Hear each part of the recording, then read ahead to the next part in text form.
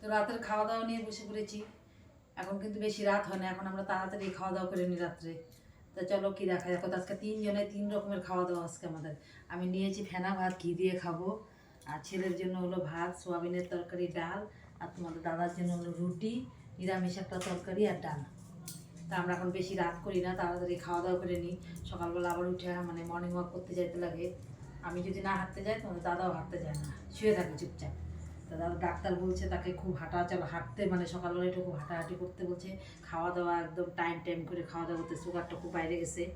তো নাও খাওয়া দাওয়া খেতে বসে পড়েছে, পড়ো তাড়াতাড়ি যা বসে পড়ো। ভাত খাওয়া বন্ধ করে দেবা, খালি রুটি, 3 বেলায় রুটি খাবা এখন থেকে, বুঝছো?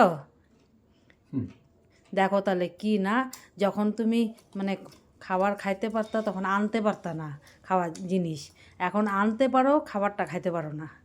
এই রুটি আর তরকারি খাও। যত মাইনে চলবা তত তাড়াতাড়ি সুগারটা নর্মালে আসবে। তা আমরা খাওয়া দাওয়া করে নিই। টাটা সবাইকে।